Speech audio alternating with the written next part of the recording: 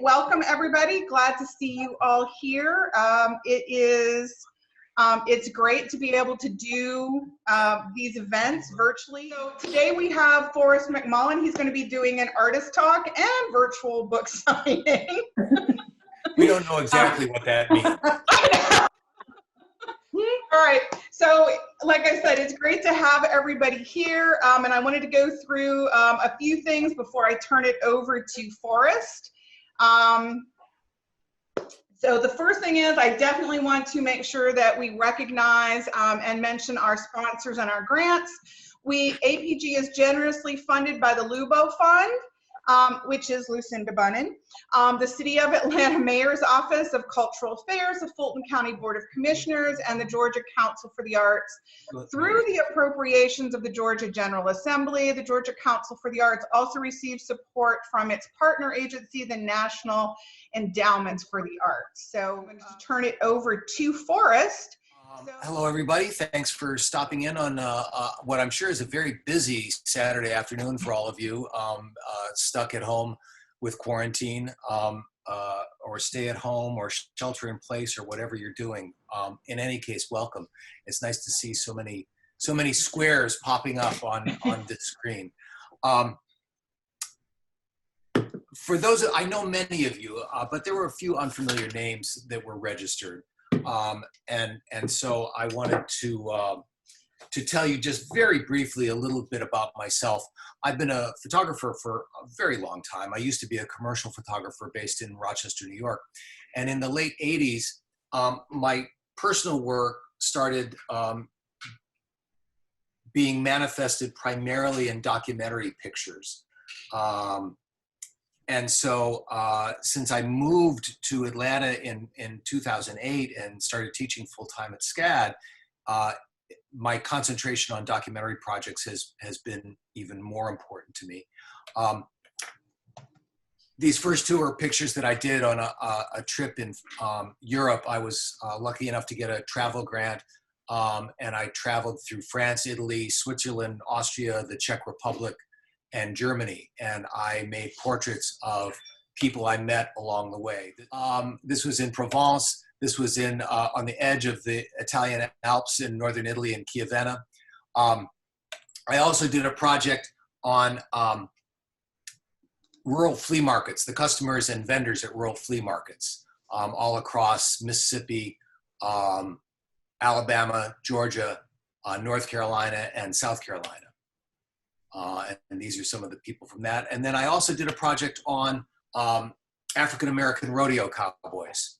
And I traveled all over the Southeast photographing at rodeos, which was great fun. So in 2016, let me ask you guys this. Can you still see everything fine? Yes. You can, okay, good. But it's all on black? It's surrounded by black? Even better, okay. In 2016, I received a travel grant, a small travel grant, and decided I was going to take my flea market work and the work that I had done in Europe and kind of have it expand throughout the South. And I wanted to travel throughout the small towns and villages and the back roads of the Deep South.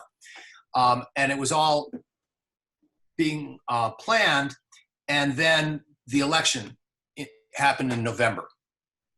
And so I started to think about, I was really confounded by the results of the presidential election in 2016, and was trying to figure out how I could process that. And I decided that I would do a project that was called something like Adventures in Trumpland. And I would visit people and talk to them and do portraits of them and try to figure out how this election had happened. And so since my first impulse in any project is to do portraits, I started out doing portraits. I traveled for about 3 weeks in late November and December of 2016. So this is Pat Aubrey. He's in Roanoke, Alabama. He was the third generation to own this store, Aubrey's Mercantile, in beautiful Roanoke, Alabama. And they sold everything from dog dewormer to Carhartt clothing to peanuts and seed and ammunition and all kinds of stuff. And he was a really funny and sweet guy, and was very proud of the fact that he was the third generation to have this store in Roanoke. This is Mark Holmes. He owned a gun shop in Wadley, Alabama, owns a gun shop. And he told me, I asked him if he thought that his business was going to go up since Trump was elected. And he said, no, nothing really happened. He figured that if Hillary had been elected, that it would have been really good for his business. Because when Obama had been elected, everybody started stockpiling guns because they were convinced that Obama was going to take them away. And he figured the same thing would happen if Hillary was elected. He was encouraged by the fact that Trump said he wanted to pass the Hearing Protection Act. And I said, Hearing Protection Act, what's that? And he said, well, it legalizes noise suppressors. I said, noise suppressors, what's that? And he said, well, they're commonly known as silencers. And I said, oh, really? He said, yeah, but they don't work like they do on TV, but they can help your hearing if you shoot a lot. And I said, and it's called what? He said, it's called the Hearing Protection Act. I said, oh, you mean if they had called it the Favorite Tool of Mafia Assassins Act, that it probably wouldn't do as well in Congress? And he laughed and agreed. What I did find very quickly on this trip was that the very first day I was out, I saw this. I saw this picture. I saw this place. This was in Roanoke, Alabama. And this was where a building had been burned out on their main street, and they had never bothered to replace it. And it had rained, and so there was water sitting there, and it looked kind of like a swimming pool. And I just found this incredibly beautiful. And what I very quickly discovered is that surfaces and spaces like this were everywhere I went in these small towns through the South. And so often when I'm photographing, especially when I'm traveling, if I start to see a certain kind of thing, it's almost like that's all I can see. And so everywhere I went were these kinds of pictures. And I was fascinated by their surfaces. I was fascinated by the formalist compositions that I saw, by the plays of color. And so I started photographing them every day. Everywhere I went, I was seeing these kinds of pictures. I also saw pictures that one could say were stereotypical in their view of the South. Certainly this one. If you can't see it on your computer, if you're looking on your phone, this is a sign that said, we don't need same-sex marriage, we need more Trumps. And this one, Meat Box Special. And so I definitely saw pictures that played into the stereotypes that a Northerner like myself might have about the South. But I found things that were much more complex and much more interesting. Besides those things, I was really interested in the formalist plays of composition, of color, of texture that I was finding in these towns and these villages that were, had gone broke in many cases. I went to towns where there would be 20 boarded up businesses on Main Street. And there would be a gas station at one end of the main street and a dollar store, a Dollar General at the other end of the main street. That's not me. Somebody needs to mute their microphone. So I continue to photograph portraits. This is Ray in Selma, Alabama. Selma was the only place I went on these 3 weeks that I planned to go to. I knew I was going to be passing close by, and I wanted to go see the Edmund Pettus Bridge. And I found Ray on a side street, and this was his barber and barbecue shop. And I had a barbecue chicken sandwich that was quite wonderful. I often saw, I was really drawn to hand-painted signs. For those of you that may not be aware of the word, there's a word called palimpsest, which refers to primarily medieval illuminated manuscripts where they would write over a manuscript that they had already used. And so palimpsest refers to seeing multiple layers, especially of words, in one place. And so this sort of reminds me of a palimpsest. The architecture was often beautiful. This is in Port Gibson, Mississippi. And the people were extremely kind.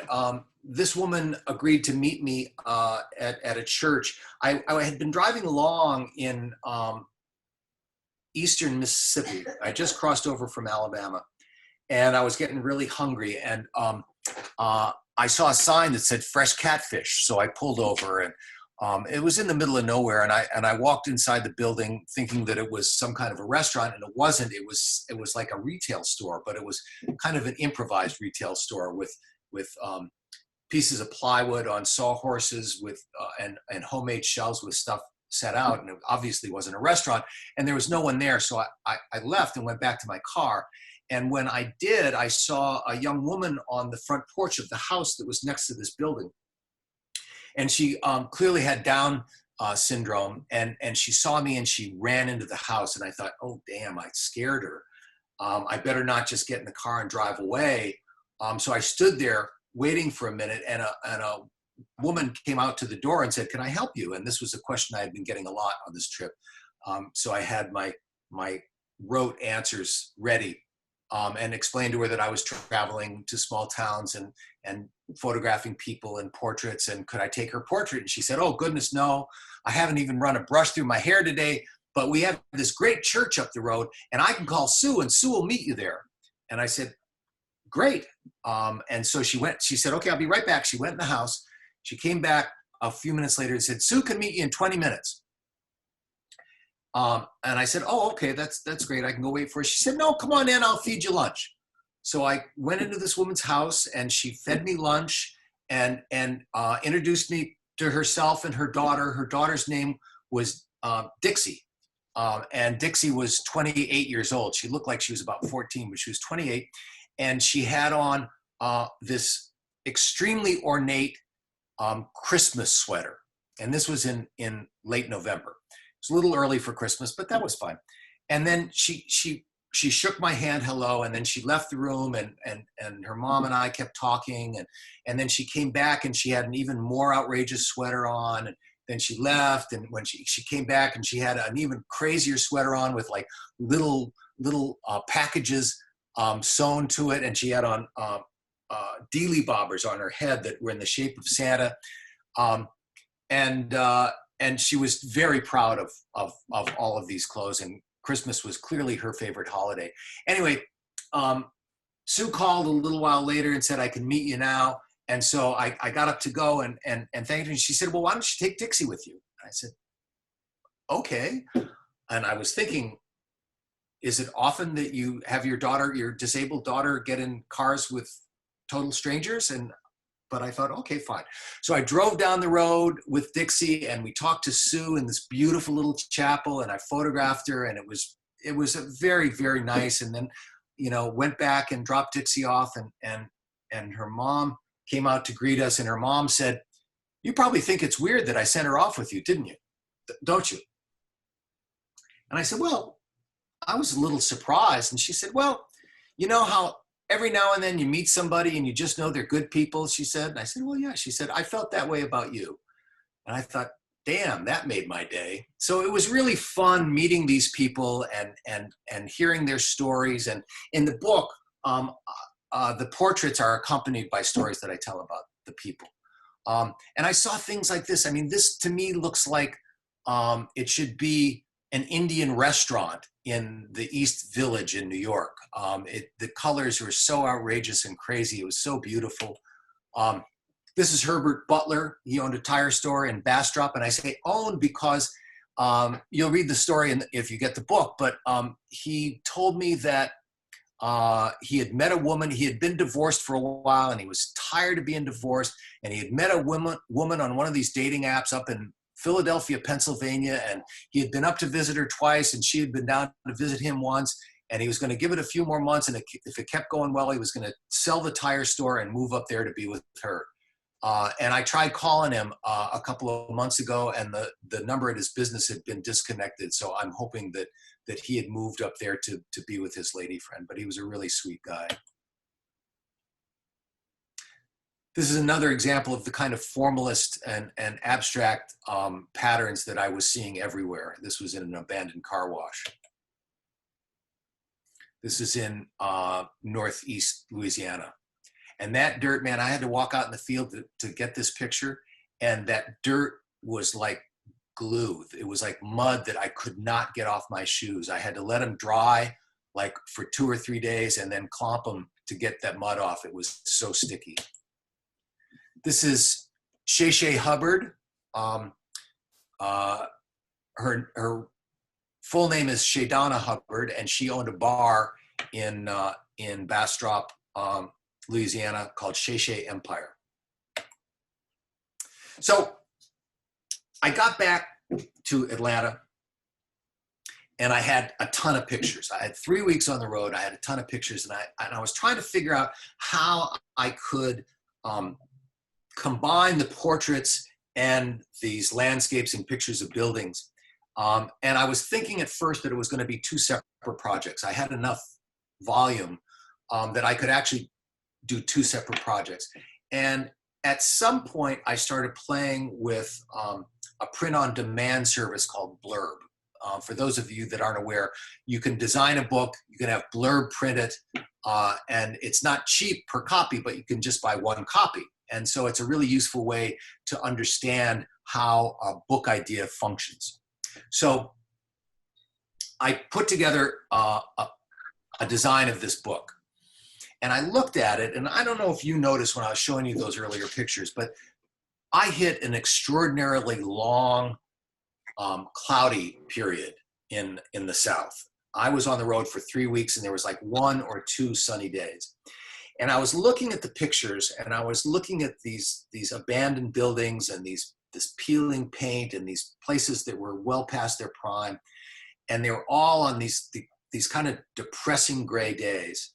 And so I decided that because of the nature of the people that I had met, that kind of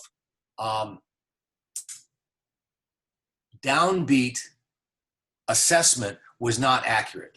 That the portraits were much more positive than the landscapes and the building pictures. So I decided in order to try to balance that, I needed to do another trip. So in December of 2017, I went back out on the road again. The first time was in Alabama, Mississippi, Louisiana, and Arkansas. The second time I went through Georgia, South Carolina, North Carolina, and Florida. And I got really lucky and had one shiny, sunny day after another. This is in Quitman, Georgia. This is also in Quitman. This is back in Mississippi. This is one of the portraits that from the first trip.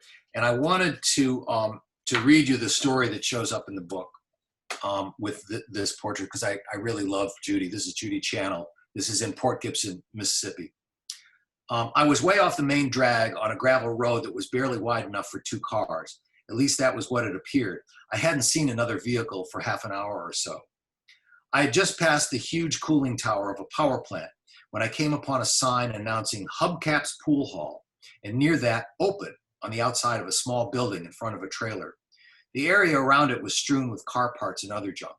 I walked into the building, and it took a moment for my eyes to adjust to the relative darkness of the interior. A woman behind the bar asked, "What can I get you?" "Nothing really," I replied. I told her about my project, and she agreed to let me photograph her. We talked as I set up my gear. She said she used to be a dancer, and she told me she kind of inherited the bar when she and her ex split up.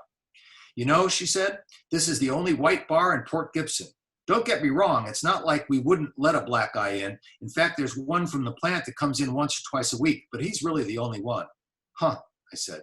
"Hey, do you have anyone who works here with you, like a bouncer or anything?" "No, it's just me." "Because I've got to say you're a pretty small woman, and bars can get rowdy late at night. Has that ever been an issue for you?" "Nah. See that over there?" She pointed to a baseball bat leaned against the wall behind the bar. My ex was giving me some shit here one night, and I took that upside his head. No one ever gave me trouble after that.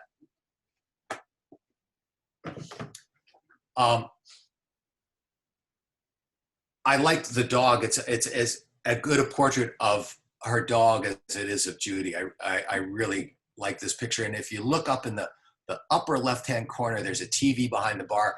And I just happened to say a long way from Downton Abbey. And this bar and Hubcaps Pool Hall and Judy Channel were certainly a long way from Downton Abbey.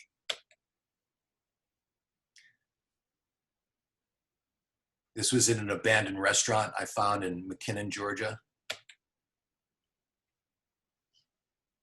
So like I say, I was really blessed with a lot of sunny days, and I found myself getting up really early in the morning and photographing every afternoon. You know, during the middle of the day when the light wasn't as nice, I would usually try to find portraits and then photograph just for a couple hours in the morning and a couple hours in the afternoon. This is Charles Jenkins. This is in Louisiana. He was one of the few people that I talked politics with on the trip. And he brought it up because I suspect he had a feeling that I might be a liberal, and he was too. And it really was, he really didn't have any other liberals to talk to in this town in Louisiana. And so he was so happy to talk to me about politics. It was great fun.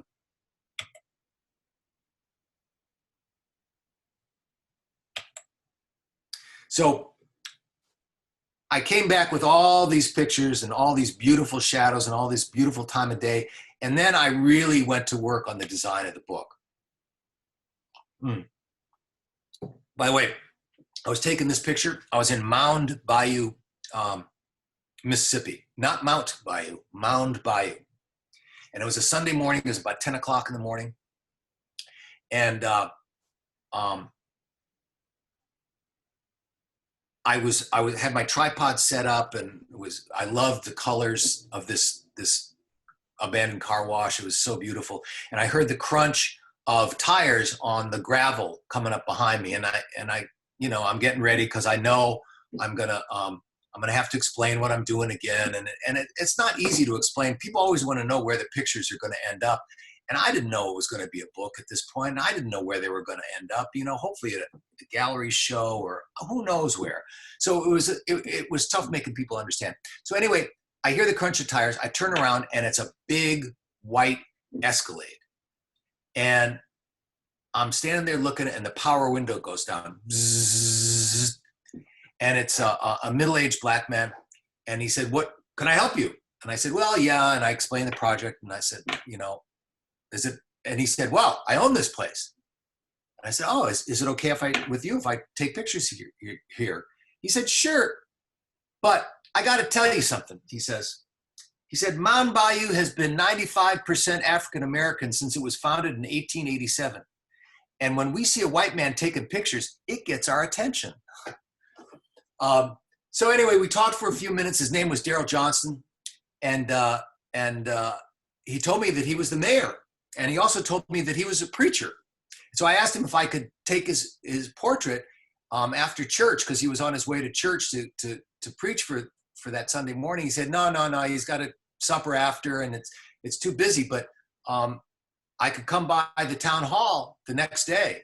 And so I did. I took a portrait of him. It's in the book. He was a very funny, very sweet man, and I had a great time. I did some pictures, some head and shoulders portraits just for him, because he was coming up for re-election, and he used them in his re-election campaign. There he is. That's at the city council. By the way, take a look at that that logo for the town. That is one of the worst examples of graphic design I have ever seen in my life. And he agreed with me. He said, "Well, what do you think of this?" I said, "I'm not sure it's really doing you any favors." He said, "Yeah, it kind of looks like an advertisement for gay marriage, don't you think?" And I said, "Well, I didn't think of that, but having the word mound go around that corner is not a great choice. And I don't know, you know." So he said, "Yeah, we're going to pay somebody to redesign it." And I said, "Good choice, good choice." So anyway, while we have all this crap on the screen, I'm going to tell you a little bit about how the process of the book came about. After I started playing with it in Blurb, and I decided it really needed to be a book. There were just too many pictures that, you know, a lot of my projects, the cowboys and the flea markets are a good example. You can see 5 or 10 of those and understand what I'm doing. It's better to see more, but you can understand it. With this work, you can't see 5 or 10 of them and really have any idea about what I'm doing, about what I'm trying to say. And so a book was really necessary. So what I did was I edited it down to, you know, I had probably 5,000 or 6,000 pictures. I edited it down to about 175 or 200. And then I had a residency at the Hambidge Center of the Arts up in the North Georgia mountains. And I put all of these, I made 4x6 prints of all of these images, of 175 images. And I laid them all out around the cabin where I was staying. And I started moving them around, and I started seeing what worked together and what felt repetitive or redundant. And I finally edited it down to about 78 or 80 prints. And I used those, and I started to design a book. And I worked on the design over the next year. I showed it to friends. Many of you probably know Billy Howard and Laurie Schock. They're good friends of mine. She's an incredible designer. He's an incredible photographer and a book designer. And I showed them an early iteration of the book, and they made some suggestions that were incredibly important and kind of freed me up to improve the design. So I ended up with a design that I was comfortable with. I probably went through 5, 6, 7 iterations on Blurb. And at that time, I started showing it around to presses in the South, primarily university presses, because I felt that the work didn't have a broad enough appeal to a commercial publisher that would want to print, you know, 1,000 to 2,000 copies. So I thought university presses was the best way to go. And I had some positive reaction, but basically had rejections from 5 or 6 different presses in the South. And then I showed it to the Rochester Institute of Technology Press. And that's where I had gone to school, and I knew somebody that had worked on a book with them. And it took about 6 months for them to decide to go with it. And then once they gave it the go-ahead and we had a contract, then it took about another 6 months to actually get it to press. It was printed in Tennessee, and it was delivered right after the first of the year. So putting a book together is a very slow process. It's not the kind of thing you can whip out in 6 months or a year. It really takes, I mean, unless you have a ton of money and you're going to hire a really talented graphic designer like Laurie Schock,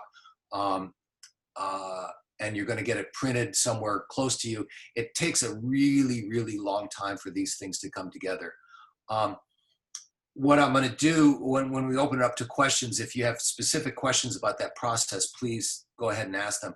But before we get to that, what's on the screen now, if you want to buy a copy of the book, you can send me an email with all of your mailing information. You can also find the information on my website. It's selling for $60 on Amazon right now, but for you all, a special today only would be $50. If you're in Georgia, $4 Georgia sales tax. If I'm going to mail it to you, it's another $8. You're welcome to pick it up if you'd like. If you decide to buy one today, please put APG book deal in the subject line or in the Venmo memo. because if you do, then I'll be donating 10% or $5 for every copy sold. I'll be donating to APG because they're a great organization, and I want to thank them for doing this talk. So those of you, if you're not familiar with Venmo, it's a payment app that you can pay through the phone. It's really quick and really easy and really secure to use. If you don't like Venmo, send me an email and we can figure something out. But other than that, I'd like to open it up to questions. We got any questions? Should I get rid of the screen? Questions? Yeah, if you want to get rid of that screen, does everybody have the info? And I can also send the info to anybody. You have the gallery contact information if you need it. I can always send that out to anybody who's looking for it later as well. Do you do PayPal at all?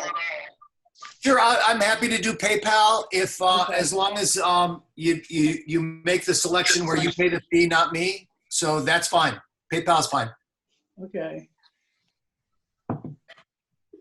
I'd like to ask a question. Yes, I bet. Hi, Beata. Hey, Beata, I'm sorry. I knew that. Okay, that's okay. When you met with Billy and Lori, what were the most helpful suggestions they made to you? I had laid the book out where every picture was floating in white space. So it was like you would see in a gallery. It was I was stuck on that model of design. And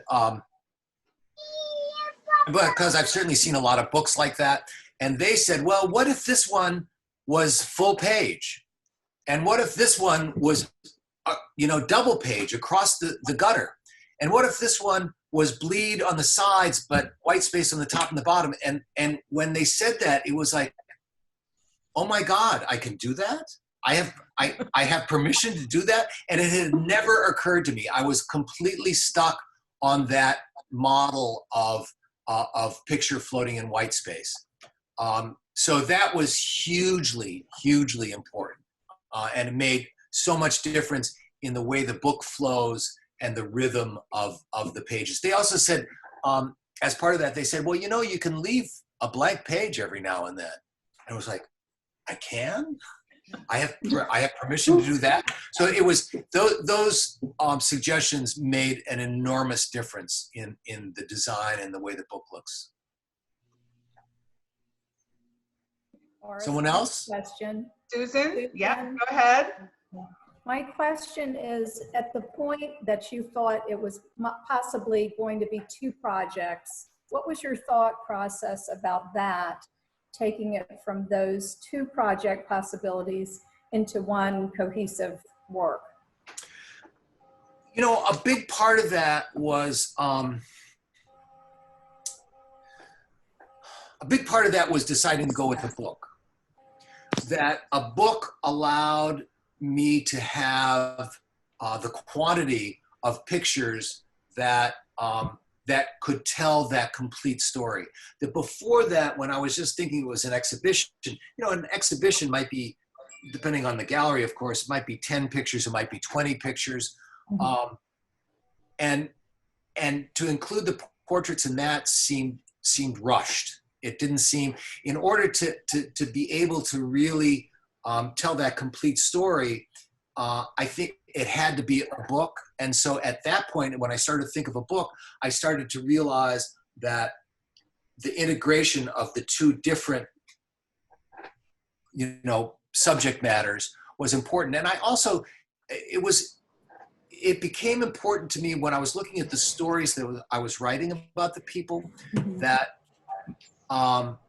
it was important to let people know that these spaces that were often abandoned, these places were not just relics, were not just derelict, that there were people that lived in these towns. There were people that were making a go of it, that they often had difficulties, financial and otherwise, but they were still part of this picture. And so I think it became important to me to really incorporate the two. And I've since, I had 2 trips in 2019 through Appalachia. I'm doing another project that is modeled after this first one. It's sort of late harvest part 2. And I actually concentrated more on the portraits and the people than I did in the first project. And so the balance is shifting a little bit toward the portraits. And in some cases, I actually revisited people and didn't just do a portrait. I spent 2 days with a guy who runs the Resurrection Boxing Club in Newport, Tennessee, because I found what he was doing so interesting, and he was such a kind and a caring guy. I went to an AA meeting with him, and I mean, it's this wonderful story. And so I'm going to be giving more space to several of the people that I met than I did in the first book. So that balance is shifting in the next project even more. Right, thank you. Sure. Hey, Forrest, Yes. can you tell me where the title comes from? What does late harvest reference? What does that mean? Late harvest has a couple of different meanings for me. One of them was the time of year that I was photographing. It was too late to harvest. It was mud season. It was gray. The fields were all plowed under, and so it certainly refers to that. Agriculture was the predominant industry through all these places where I was traveling, but it also refers to the towns and the people that. It's a little too late for them in a lot of cases. That there's still the possibility of something positive happening, but it's really getting late. And so it kind of works in both of those ways for me.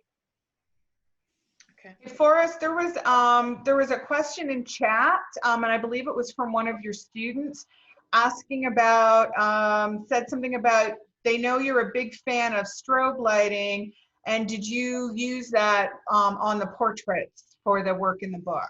Yes, all of the portraits are lit. They're all, not all, but mostly are just very quick one light setups. A lot of times I would spend an hour or 2 talking to somebody and then 10 minutes on the photography. So yes, they are all lit. The new work from Appalachia, I started to shift to available light portraits, which was really an interesting shift for me because I am a strobe kind of guy. And the new project, I would say only 25% of the portraits are lit and the rest are available light, which is a fun change. I got one for you. Do you All think right, moving? Eric? Yep. Do you think moving to the south from Rochester gave you a new perspective, not just being an outsider, but coming from the north to south? It seems like that's influenced, and you've really changed a bit. It's changed everything. By the way, I like to tell people that I don't live in the South. I live in a major American city. But if I take one step outside of this city, I'm in the South. And so there is no doubt that the South is really different from the Northeast. Not necessarily in the ways that we would immediately think, but I've spent, there are a lot of photojournalists and documentarians who embed themselves in a group of people or in a subject matter, and I have great respect for people that do that. I'm much more of the drop in as an outsider kind of a documentarian, and so there was no doubt that I was an outsider in the places and the people that I was photographing. And so I think in many ways, I could look at the places where I traveled and the people that I met with really fresh eyes, because it really was new to me. It was, I moved to Atlanta in 2008, and the first trip was in 2016. But I had done I'd done the flea market work and the Cowboys work prior to that. So the bottom line for me is that I'm really interested in people. I ask a lot of questions, and I have found that for me, photography gives me permission to be really nosy. I can ask people questions because I'm a photographer that in many other situations would be considered rude, but I can be really direct with people. I can really ask them what I want to know. And so I think that being that, to most of the people I met, I wasn't looked at as a Yankee as much as I was looked at as a city boy. I was from Atlanta. And so that was enough of an outsider. The fact that I was from Rochester, New York, didn't enter into it. I don't know, Eric, I'm not sure if that answers your question, but I think that certainly the kinds of pieces that I've done since I've been down here have been because I'm an outsider and I'm really interested in this stuff and I'm really interested in learning about this stuff. You seem And to be seeing enjoying this it stuff. more. I would say, Go ahead, what? I would say you seem to be enjoying it more and showing more of the people than you did here in Rochester. So that's why I was asking. So you seem to be enjoying that new perspective and being the Yeah. Yeah, I mean, it's so new. It's so fresh. There's just a lot to learn. And so, after I lived in Rochester for 30 years, and so it was harder to find the new piece. The stories were smaller in Rochester. I did a thing on tattooed people. I did a thing on a prison. I did a thing on, they were kind of more confined because I knew what Western New York was like writ large, and I don't the South.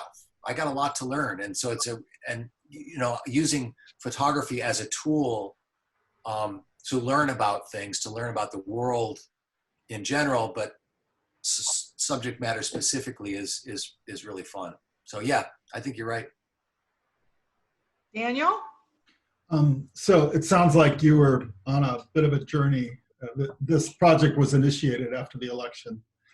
And I wonder, even though you didn't initiate political conversations, if you came to a greater understanding about the polarization of our populations.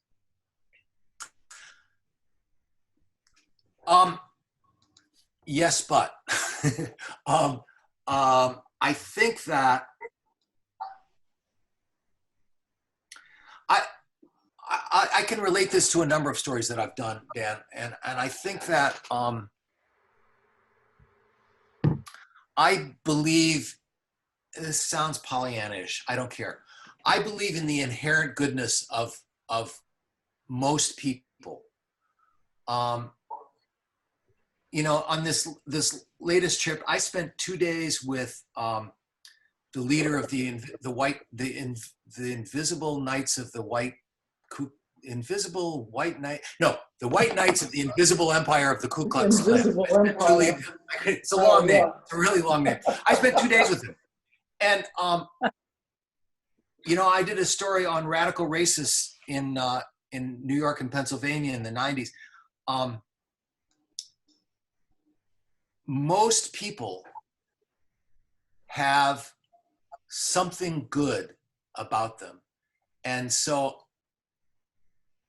I just gave you two extreme examples: a Klan leader and these radical militia or racists in Pennsylvania. The people that I met on this trip, I didn't need to talk about politics because we could talk about our families and we could talk about how we spend our days and we could talk about our kids and we could talk about this place and we could talk about all these other things. And to me, politics was the least interesting part of the story. And so I think that was a really good lesson for me. That to be able to find things, and it didn't, whether you're talking about people different from me because of their political affiliations or people different from me because of their racial background, or people different from me because of their socioeconomic status. You know, there's something about everyone that's worth exploring and worth explaining, and everybody has a story to tell. And so that's a big part of what interested me. So it may have been kind of a healing for you post-election. I think to some extent, I think that's probably true. I mean, photography is kind of that way for me in general, you know, it's a way to make sense of stuff. And when you make sense of things, I think that's healing. Yeah. Thank you. Anybody else? Any Well, other we reached an hour. Hey, Forrest, I have a question. Yes. Hi, Kennedy. Hey, how are you? Good.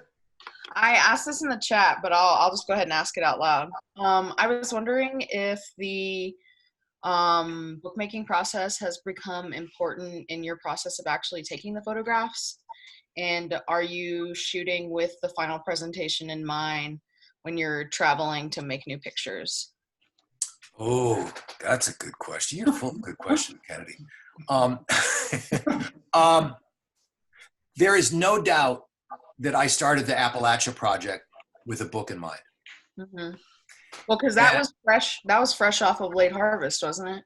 Well, yeah, I mean, I started shooting last August, so it was before I even had the deal. Well, it was right around the time I got the deal with RIT. Okay. So I did the first shooting was the month of August, and then I went back in December for another 3 weeks. So I knew it was going to be a book. And then part of the reason why I went back to revisit people was because of the book, because I was realizing that some of the stories couldn't be told with one portrait and one brief story, that they were more complex, and they deserved to have more space than that. And so I don't know exactly how the new book is going to look, because I'm not a designer and I haven't been making books for my whole life. I foresee the new book looking largely like Late Harvest, because that's the only way I can think at this point. That may change as I get into it, but certainly the enlarged stories are going to have a different graphic look than Late Harvest has. Sure. But I don't know exactly how that's going to play out yet. So because I knew it was a book, going back was important. Thinking about having those pictures to enlarge those stories was important. So yeah, I mean, you might realize this, Kennedy. I try not to let my preconceptions enter into the way I look at your work, at student work. But the fact is that books are really important to me. And so it's not unusual for me to respond to a student with the suggestion that maybe this is a book. But not always. I try not to do that. But certainly right now, with the way I think, having a book for the Appalachia work is really important. And I'm actually already planning part 3. So Nice. It's going to be a trilogy. It's going to be my Southern trilogy. Oh, I love it. Cool. Thank you. Sure. Anybody else? I have Any another other question for us. Oh. Beata? Any of you, if you have to go, nobody's keeping track of attendance, so you can leave whenever you want to. Okay, go ahead. Yes, go ahead. Forrest, with this last book, Late Harvest, you said you submitted it to several university presses. Did you learn something from each of those processes? Like, looking back, do you think you might have done something differently when you had submitted the first or second time?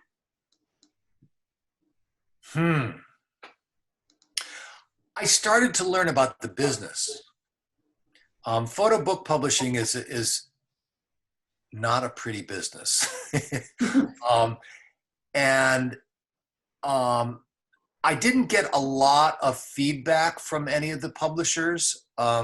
I got a little bit from a couple of curators. From the University of Georgia,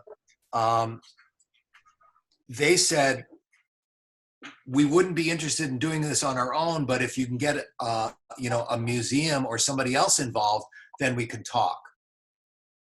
Well, the High didn't want to get involved. You know, I'm not at that point, and I couldn't get any other you know, institutions involved, so it didn't make any sense. So no, I didn't get much feedback from any of them.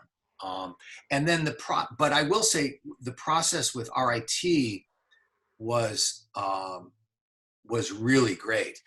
They accepted my design, my layout, my sequencing, and my sizing of the pictures. They accepted 100%. We worked really hard on the copy together. And they were great collaborators.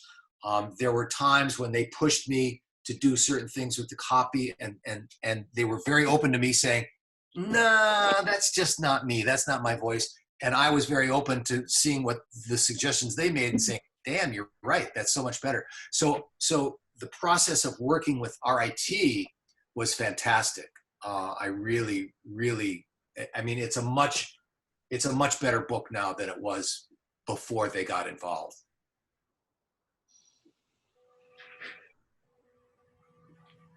Thank you. Sure. Anybody else? Susan, did you have another question? Well, I did. He addressed it a little bit, but Forest, with the, when you did the project, you know, the words, the stories were really important to you of these people. You know, you really fell in love with the people that you talked to. How did you balance the text, the words, with the images in terms of the book layout? And I'm sure Billy and Lori helped with that, but you know, some people probably you would want to go on, and others maybe fewer words would be still very powerful. So how did you do that? I didn't record any of the interviews. I took notes, and I didn't take enough notes. And so I was often limited by what I could remember. That's one of the big changes with the Appalachia work, is that I took copious notes. I still didn't record anything, but I took just tons of notes. My personal criticism of Late Harvest is that some of the stories that I told are a little bit thin, and I wish that they were a little bit richer. And so my hope and my feeling is that the stories that I tell about the people in opening Appalachia will be richer than Late Harvest. So, you know, I took a lot of notes, and then as I say, I went back to some of the people and visited them a second time. Mm-hmm. So that was, I mean, there was only one story, and it was the story of the woman in the church. That I had to edit down to get it to fit on one page. I decided, for the sake of the layout of the book, it was going to be a portrait and a story. So I couldn't go over a page. Mm-hmm. So I had this limitation. And I mean, if I look back on it, I don't know how I would do it as far as the design is concerned and have the design be consistent. That's a whole nother issue if I decide to tell stories that are longer than one page that I'll have to figure out in the design. And that's a whole nother kettle of fish. Okay. But that was how I did it. Okay, thanks. That was helpful. Sure. Any other questions? Anybody? I think that might be it. Okay. Tony's waving at us. All right, Forest, thank you so much. That was really wonderful. Thank you. Thank you. Thank you. This was great. Thank you so much, guys. Yeah, I appreciate it. Just wanted to say thank you for joining us, and I hope to see you at our future events.